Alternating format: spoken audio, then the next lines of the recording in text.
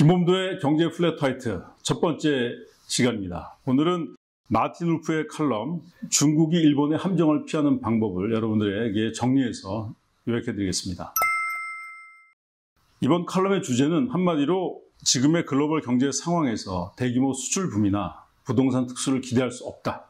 부채 상황도 심각하기 때문에 지방정부나 중앙정부 모두 대규모 재정 지출도 불가능하다. 그래서 소득 분배를 잘해서 내수를 성장시키는 합리적인 소비자 주도 모델로 변화해야 된다. 이것이 이번 칼럼의 핵심 내용이 되겠습니다.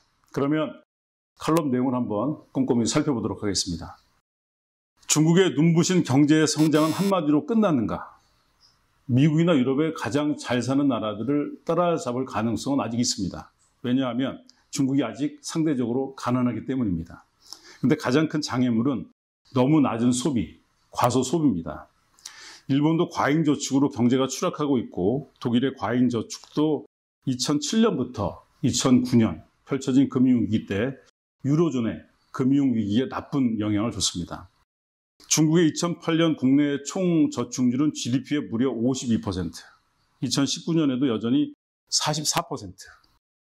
코로나 위기 이후 이런 상황은 정치적으로도 경제적으로도 받아들일 수 없는 상황이었습니다. 대안은 바로 이제 더 많은 투자밖에 없었는데 대부분이 부동산 투자였습니다.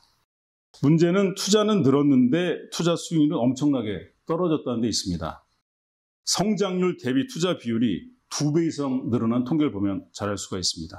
동시에 부채 비율도 급증하면서 금융 취약성은 더 커졌죠. 그래서 2007년 원자보 총리가 중국 경제가 불안정하고 불균형하고 통합적이지 않고 지속 가능하지도 않다 이렇게 경고를 했는데 결국 원자보 총리의 말이 옳은 것으로 증명이 되고 있습니다. 불균형한 중국 경제, 거대한 부동산 붕괴로 멈춰설 위기에 처했습니다. 스위스 금융그룹 UBS의 통계를 보면 2023년 7월 신규 부동산 착공이 2020년 하반기 65%에 불과합니다. 부동산 판매와 건설이 2020년과 2021년 최고점에 비해서 50에서 60% 수준에 머물 것으로 보입니다.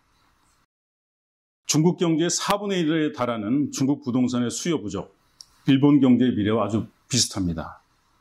중국은 채권 국가고 또 정부가 주요 은행을 소유하고 있어서 금융보다 가장 큰 위험, 만성적인 수요 부족으로 보입니다. 요즘 같은 글로벌 경제 여건상 거대한 수출붐이나 경상수지 흑자를 기대할 수 없고 투자율은 이미 높지만 성장은 또 둔화하고 있습니다. 확실한 대안은 공공부문과 민간부문의 소비를 늘려야 하는데 지방정부의 부채 때문에 중앙정부에서 지출을 늘리기도 참 어려운 그런 상황이고 민간 소비는 가계소득 분배 변화가 필요한데 이것도 거의 어렵습니다. 중국 경제의 기본적인 현실, 가계소비가 GDP 약 40%입니다. 중국은 국민소득의 엄청난 부분이 자본통제 집단으로 흘러들어가고 초기의 초고속 성장 기간에는 이 모델이 잘 작동했는데 지금의 저축률, 이런 모델이 효율성을 갖기에는 너무나 높습니다. 이제 소득이 소비할 사람들에게 누적돼야 중기적으로 소비를 증가시키고 장기적으로는 소비의 수준을 높여서 미래의 성장을 위한 내수의 견고한 기반에도 도움이 될 것 같습니다. 이렇게 하려면 소득과 자산의 재분배, 공공지출에 대한 관점이 정말 확 바뀌어야 됩니다. 막대한 부채의 빠른 구조조정도 필요하겠죠. 중국 현대 경제사에서 정말 결정적인 순간입니다. 정부가 과거의 높은 저축, 높은 투자 모델이 깨졌다는 걸 인식하고 보다 균형 잡힌 소비자 주도 경제로 합리적인 경제 성장을 이룰 수가 있습니다. 저축률은 GDP의 30%에서 35% 정도면 충분합니다. 이 모든 것을 가능하게 하려면 소득 분배와 정부의 우선순위를 혁명적으로 바꿔야 됩니다. 일본의 잃어버린 30년 세월의 전철을 밟지 않기 위해서 반드시 노력해야 될 부분이죠. 중국이 앞으로 어떤 선택을 할지 또 중국과 일본을 보면서 우리는 어떤 길을 가야 될지 마틴 울프가 주는 이번 칼럼의 교훈입니다. 김범도의 경제 플랫화이트 여기서 마치겠습니다. 고맙습니다.